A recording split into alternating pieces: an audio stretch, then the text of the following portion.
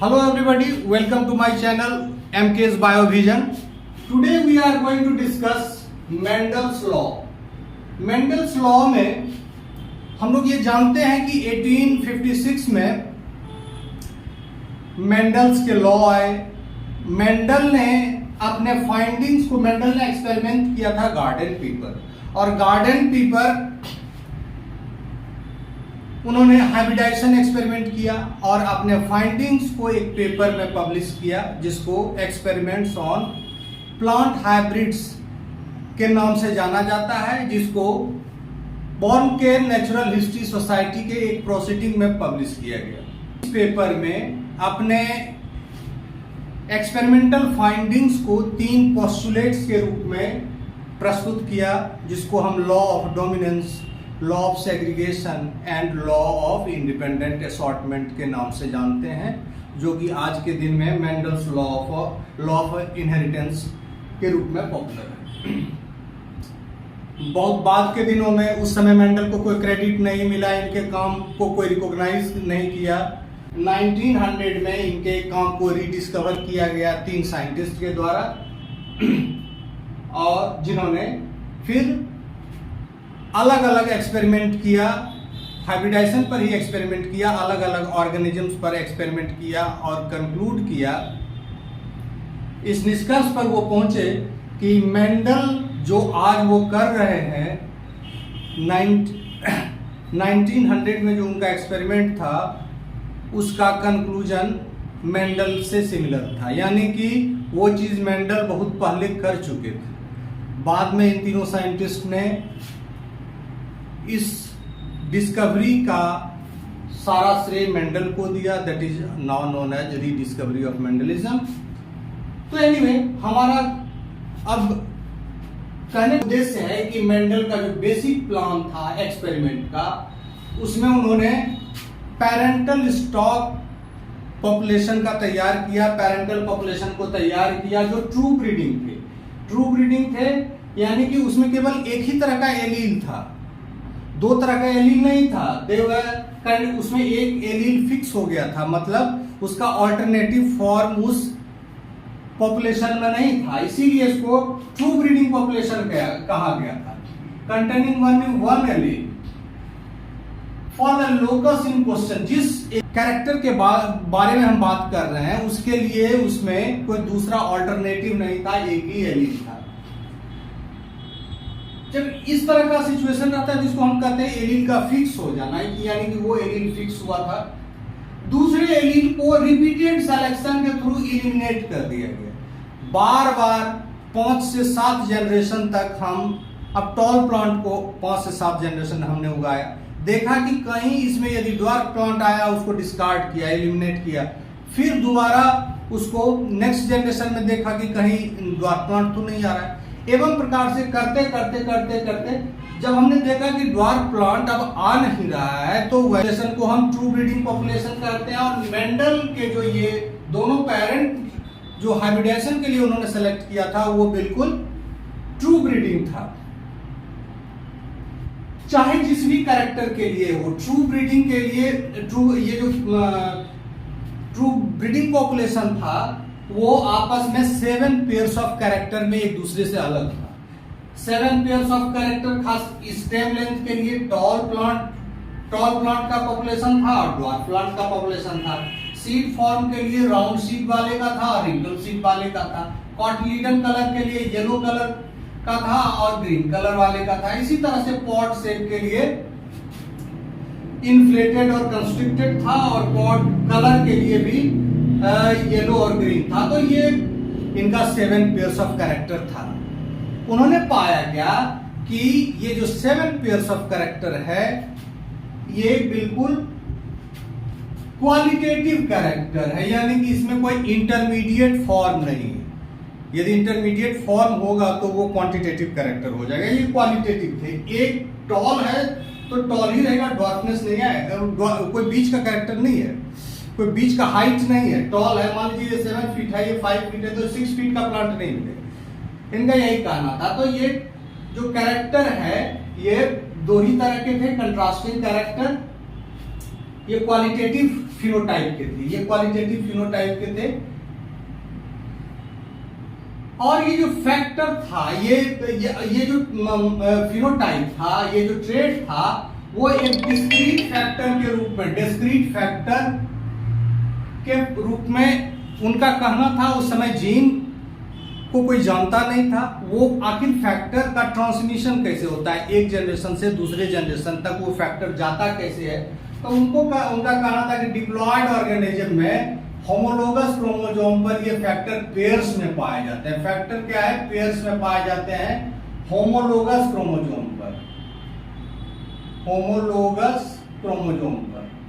ये homologous chromosome पर pair पर पाए जाते हैं। और एक क्रोमोसोम पर हम जानते हैं कि बहुत सारे जीन्स होते हैं, हर जीन के पोजीशन को लोकस कहते हैं, लोकस कहते हैं। तो एक ही लोकस पर, यदि एक ही लोकस पर एक ही तरह के जीन के फॉर्म है, यानी कि एलील है, तो इसको हम होमोजाइगस कहेंगे। लेकिन यदि अल्टरनेटिव फॉर्म वाले एलील है तो इसको हम हेटेरोजाइगस कहते हैं।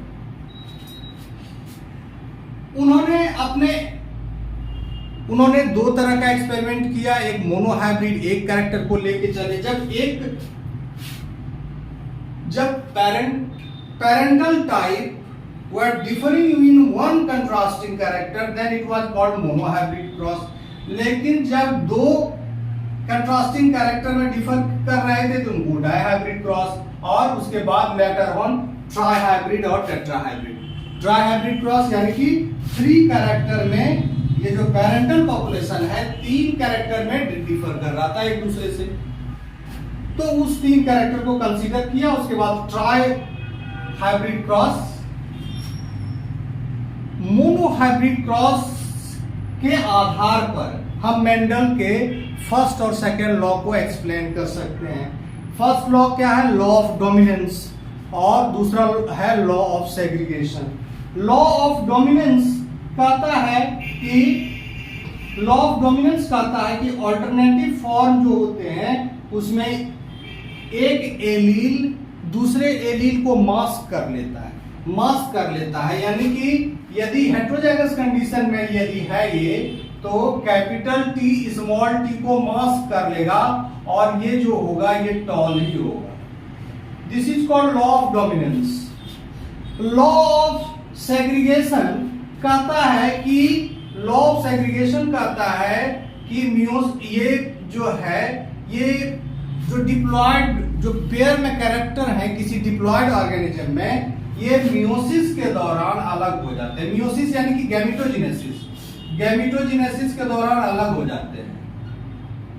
गैमेटोजेनेसिस के दौरान ये अलग हो जाते हैं। तो ये देख रहे हैं कि ये गैमिट्स कैपिटल टी और स्मॉल टी अलग हो गया, तो ये गैमेटोजेनेसिस के दौरान अलग हो गए। इसका मतलब है gametes are always pure. Law of segregation को हम लोग प्यूरिटी ऑफ गैमिट्स के भी नाम से जानते हैं, क्योंकि हम देखते हैं कि मियोसिस फर्स्ट में ही दोनों गैमिट्स एक दूसरे से अलग हो जाता है during the process of gametogenesis.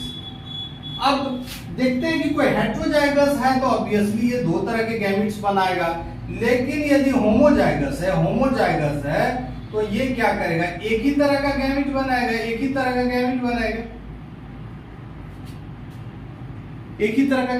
तो इस तरह की फर्स्ट मोनोहाइब्रिड क्रॉस के आधार पर मेंडल के हम 2 लॉ को एक्सप्लेन कर सकते हैं। वो क्या है, ये है law of dominance. Monohybrid cross के आधार पर हम law of dominance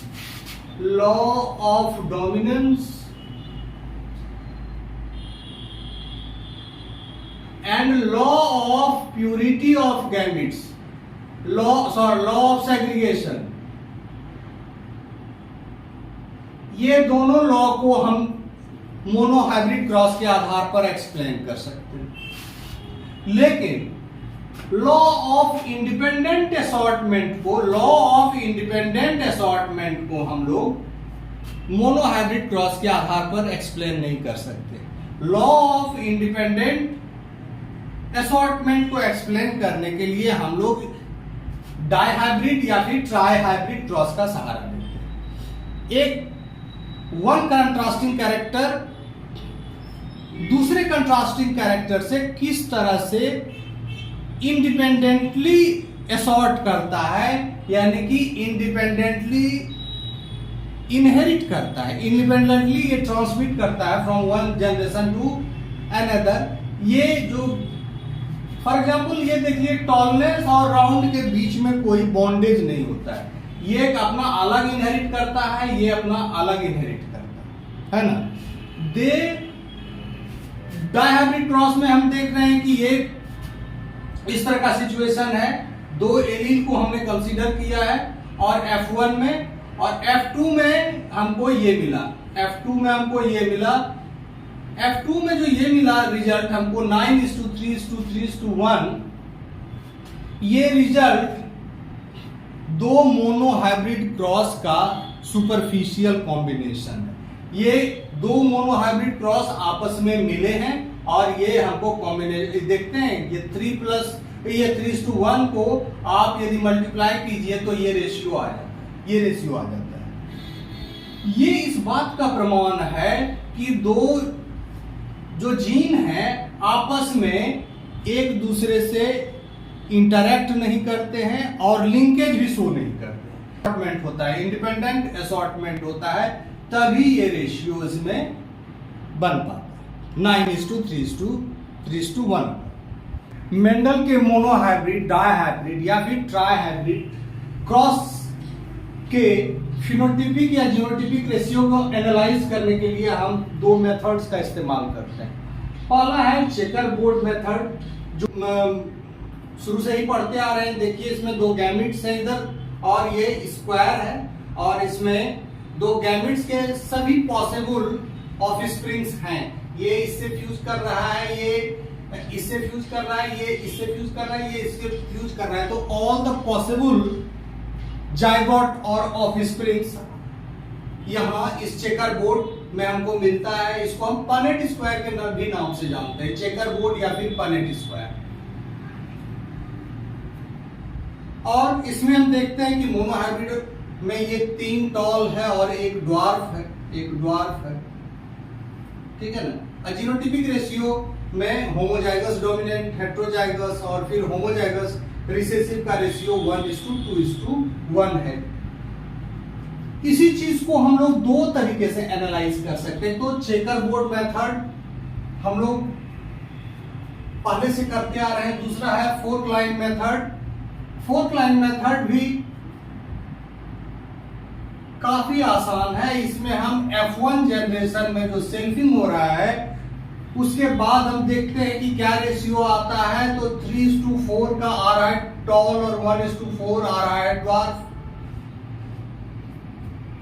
genotypic ratio 1:2:1 है। यहां हम देखते हैं कि मोनोहाइब्रिड क्रॉस में जो कंट्रास्टिंग कैरेक्टर है वो 1 है। तो नंबर ऑफ गैमिट्स कितने होंगे? 2। नंबर ऑफ गैमिट्स कितने हैं? n 2n। 1 है तो 2 है। नंबर ऑफ गैमिट्स देखिए 2 है, इसमें 2 से ज्यादा पॉसिबल गैमिट्स नहीं हो सकते। ऑल द पॉसिबल ऑफस्प्रिंग्स कितने होंगे? 2 ऑल द पॉसिबल फिनोटाइप्स कितने होंगे? 2 यानी कि 4। यहां हम देख रहे हैं कि सभी 1 2 3 4 ये पॉसिबल जाइगोट्स है या ऑफस्प्रिंग्स है F2 जनरेशन का, तो ये संख्या 4 है। दूसरा है number of phenotypes. Number of phenotypes कितना है? एक टॉल है, एक ड्वार्फ है, तो नंबर ऑफ फिनोटाइप्स कितना है? 2। Number of phenotypes 2। इसके बाद जीनोटाइप, नंबर ऑफ जीनोटाइप हम देख रहे हैं कि होमोजाइगस डोमिनेंट, हेट्रोजाइगस और होमोजाइगस रिसेसिव का जो रेशियो है 1:2:1 है। तो ये जो रेशियो है नंबर ऑफ फिनोटाइप का रेशियो 3:1 है। और इसमें भी हम देखते हैं कि n इसके पावर पर 3:1 पावर n, और उसमें n क्या है? नंबर 1 है, n इज इक्वल टू 1, तो उसके बाद 3:1 का रेशियो आता है। जीनोटिपिक रेशियो जो है 1:2:1 है। इसमें भी n का वैल्यू 1 है तो ये 1 हुआ, तो रेशियो में ये आ गया 1:2:1।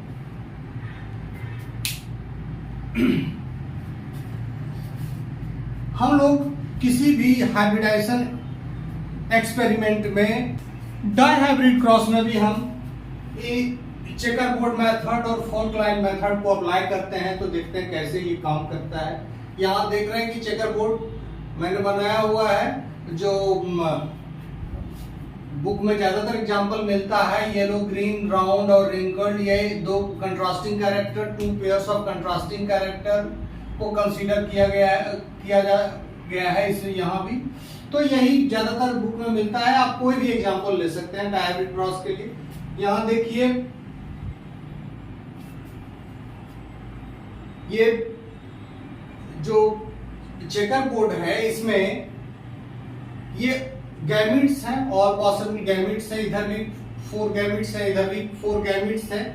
जब 2 पेयर्स ऑफ कंट्रास्टिंग कैरेक्टर को हम कंसीडर करते हैं, यानी कि n=2 होता है, तो नंबर ऑफ गैमिट्स 4 होते हैं, नंबर ऑफ गैमिट्स 4 हैं। और सभी पॉसिबल जो फिनोटाइप्स होता है, सभी पॉसिबल फिनोटाइप्स या ऑफ स्प्रिंग्स क्या होंगे, 2⁴ यानी कि 16 ये देखते 16 हुआ। और इसमें जो हमको रेशियो मिलता है, येलो राउंड 9, येलो रिंकल्ड 3,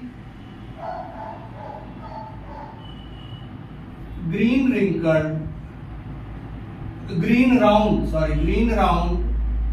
3 और ग्रीन रिंकल्ड 1, ग्रीन रिंकल्ड 1। तो इस तरह से 9:3:3:1 का फिनोटाइपिक रेशियो हमको मिलता है। अब हम देखते हैं कि इस जो फिनोटाइपिक रेशियो में कितने पैरेंटल टाइप हैं। तो ये जो हमारा क्रॉस है F1 जनरेशन का डायहाइब्रिड क्रॉस का, उसमें पैरेंटल टाइप जो हम कंसीडर करते हैं वो प्योर पैरेंट होता है, यानी कि प्योर ब्रीडिंग पॉपुलेशन होता है, उसमें कोई भी हेट्रोजाइगस कंडीशन नहीं रहता है। तो इस तरह का क्रॉस होता है। इसमें हम देखते हैं कि ये भी पैरेंटल टाइप है, ये भी पैरेंटल टाइप है और ये भी पैरेंटल टाइप है। ये जो दोनों हैं ये नॉन पैरेंटल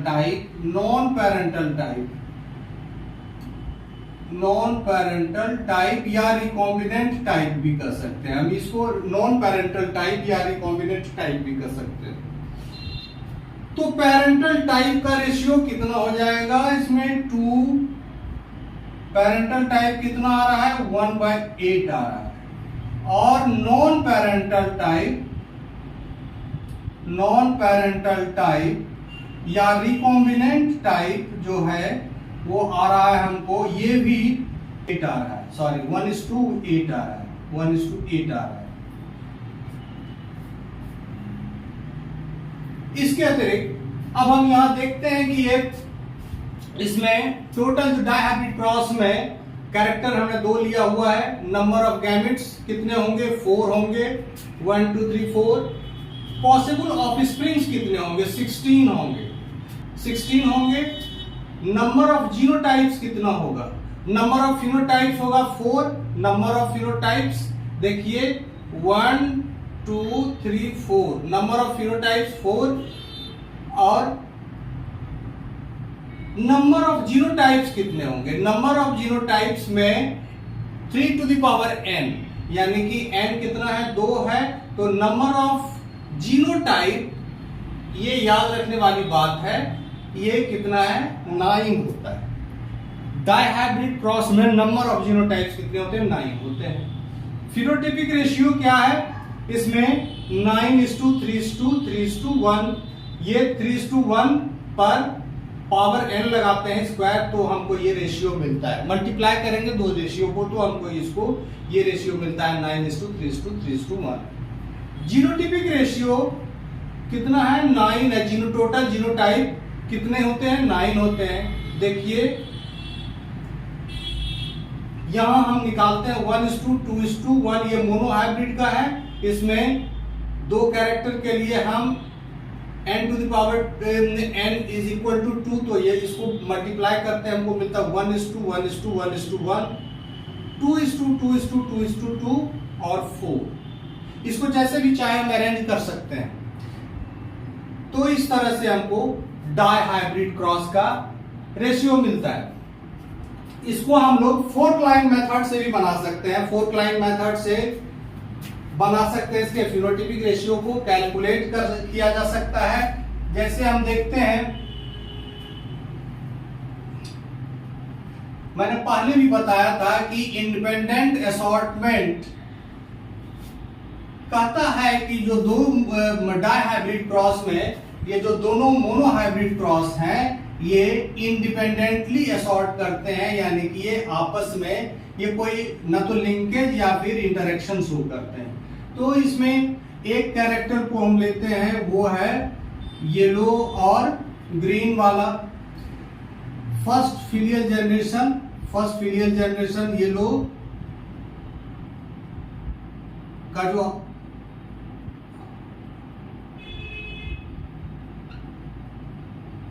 ये है, इसका रेशियो हमको मिलता है, येलो कितना मिलेगा, येलो मिलेगा 3/4 और ग्रीन मिलेगा 1/4। ये फोर्क लाइन मेथड के थ्रू कर रहे हैं हम। और दूसरा हम देखते हैं कि जो सेकेंड क्रॉस है, पहला क्रॉस तो ये है F1, दूसरा का F1 होगा, ये होगा राउंड और रिंकल्ड, राउंड और रिंकल्ड, इसका F1 है। अब इसका भी रेशियो आएगा 3:1 का, इसका भी रेशियो आएगा 3:1 का। तो इसमें हम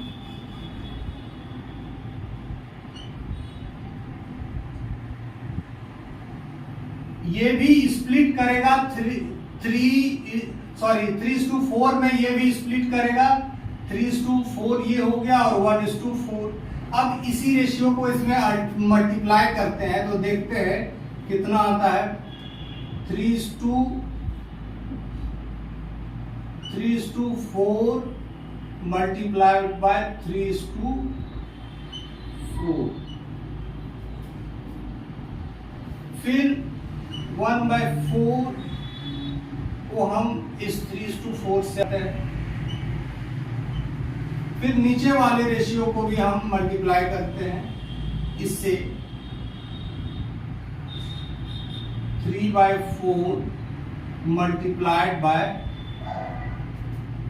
सॉरी ये 1/4 है, 1/4 मल्टीप्लाइड बाय 3/4 और 1/4 मल्टीप्लाइड बाय 1/4। तो इस तरह से हम कैलकुलेट करते हैं, देखते हैं 9/16, फिर ये हो जाता है 3/16, ये हो जाता है 3/16, और इस तरह से ये हो जाता है 1/16। फोर्क लाइन मेथड से हम लोग जीनोटाइपिक रेशियो को भी कैलकुलेट कर सकते हैं। जीनोटाइपिक रेशियो को ये कैलकुलेट करेंगे तो इसके लिए हम सेम ट्रिक अपनाएंगे, और उसमें हमको जो जीनोटाइप का रेशियो लिखना पड़ेगा। इसमें जीनोटाइप का रेशियो कितना है, 1:, इसमें होमोजाइगस हेटेरोजाइगस लिखना पड़ेगा, तो होमोजाइगस डोमिनेंट, हेटेरोजाइगस और होमोजाइगस रिसेसिव, ये 1, 2 और 1 का रेशियो में है। अब इसको फिर हम मोनोहाइब्रिड क्रॉस से कराए, जो सेकंड ट्रेट है उसके लिए कराते हैं। तो सेकंड ट्रेट है हमारा राउंड और रिंकल्ड वाला, राउंड और रिंकल्ड, ये भी स्प्लिट करेगा कितना, 1:3 3:1, ये भी इसी रेशियो में स्प्लिट करेगा। तो फिर इसके लिए हमको इसको 3 रेशियो से मल्टीप्लाई करना पड़ेगा। इस तरह से 3 रेशियो से मल्टीप्लाई करेंगे तो 3 इसका और 3 इसका, टोटल हमको 9 जीनोटाइप मिलेगा। टोटल हमको 9 जीनोटाइप मिलेगा। और यहां देखिए जो जीनोटाइप, टोटल जीनोटाइप है वो 9। तो we can find out the ratio by using any of the two methods, either checkerboard method, जो कि थोड़ा सा ये टाइम लेता है, लेंथी प्रोसेस है, लेकिन I prefer to use fork line method, जो कि आसान है और कम समय में इसको किया जा सकता है। It is important to use this method, always use this method in the exam to find out any ratio। जैसे हमने डाई हाइब्रिड क्रॉस का एनालिसिस किया, उसी तरह से अब हम ट्राई हाइब्रिड क्रॉस के डिफरेंट रेशियोज को समझने का प्रयास करते हैं। इसमें भी हम 2 मेथड लगाते हैं, चेकरबोर्ड मेथड और fork line method. Chequerboard method में हम देख रहे हैं कि मैंने एक येलो ग्रीन, राउंड रिंकल्ड और टॉल और ड्वार्फ 3 कंट्रास्टिंग कैरेक्टर को लिया है। F1 जनरेशन में हमको इस तरह का हाइब्रिड मिलता है। इसके बाद जो इसके द्वारा गैमेट्स प्रोड्यूस होते हैं वो ये 8 तरह के गैमेट्स प्रोड्यूस होते हैं। ये 8 तरह के गैमेट्स प्रोड्यूस होते हैं। ये गैमेट्स है सारे गैमेट्स।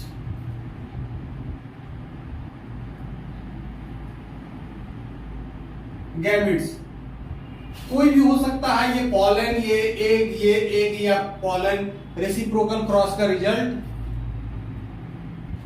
मेंडेलियन इनहेरिटेंस में आइडेंटिकल होता है। तो यहां हम देख रहे हैं कि ये चेकरबोर्ड का मेथड है। इसमें इस लाइन पर जो भी हैं ये सभी सिमिलर गैमेट के फ्यूज करने से बने हैं। सिमिलर गैमेट के फ्यूज करने से ऑफस्प्रिंग बने हैं। टोटल 64 है। सिमिलर गैमेट्स के फ्यूज करने से ये ऑफस्प्रिंग बने हैं, यानी कि सारे के सारे होमोजाइगस कंडीशन में है। इसमें ये और ये पैरेंटल टाइप है, 2 ही है पैरेंटल टाइप, यानी कि इसका रेशियो जो है 1/32 है, जबकि नॉन पैरेंटल टाइप है 6 है, तो इसका 3/32 रेशियो आता है। नॉन पैरेंटल टाइप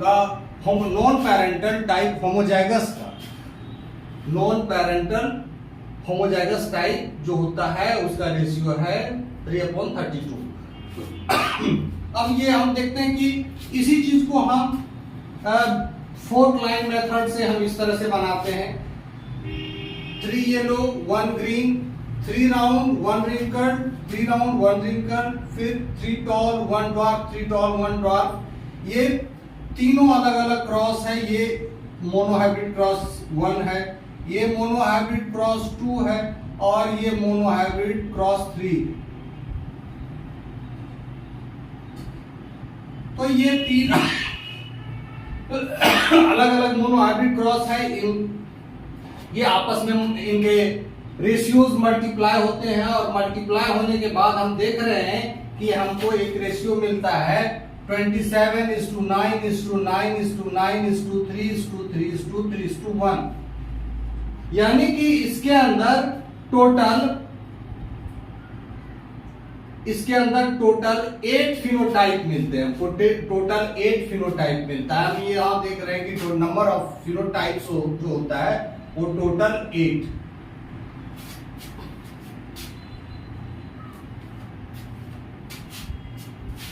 इसको फिर से यहां देखें कि क्रॉनिक ये कंट्रास्टिंग कैरेक्टर जो है वो 3 है। कंट्रास्टिंग कैरेक्टर 3 है।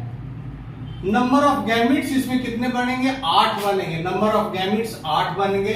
पॉसिबल ऑफस्प्रिंग्स कितने होंगे? टोटल 64 होंगे। नंबर ऑफ फिनोटाइप्स कितने होंगे?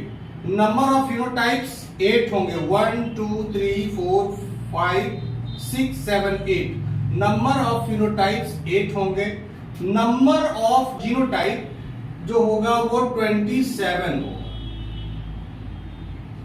जबकि फिनोटाइप 8 हो। फिनोटिपिक रेशियो जो होगा वो 3:1 को हम 3 पावर से मल्टीप्लाई करेंगे तो हमको ये रेशियो मिलेगा, फिनोटिपिक रेशियो जो यहां भी मेंशन है। जीनोटिपिक रेशियो 27 टाइप होगा, जो इसको 1:2:1 को हम 3 से मल्टीप्लाई करेंगे इस रेशियो को, तो हमको 27 टाइप्स का जीनोटाइप मिलेगा in case of try hybrid cross. तो इस तरह से हम लोगों ने इसको चेकर बोर्ड के माध्यम से भी देखा और किसी स्पेसिफिक रेशियो को निकालने के लिए फोर्थ लाइन मेथड का इस्तेमाल करते हैं, जो टाइम सेविंग है और कम समय में हम किसी पर्टिकुलर रेशियो को देख सकते हैं। जैसा कि हमने अभी पेरेंटल टाइप और नॉन पेरेंटल टाइप का जो होमोजाइगस का रेशियो है हमने बड़े इजीली कैलकुलेट किया है। Okay, thank you. आज का लेक्चर आप लोगों को अच्छा लगा होगा। हमारे चैनल से जुड़े रहिए और अगले वीडियो का इंतजार कीजिए। Thank you everyone.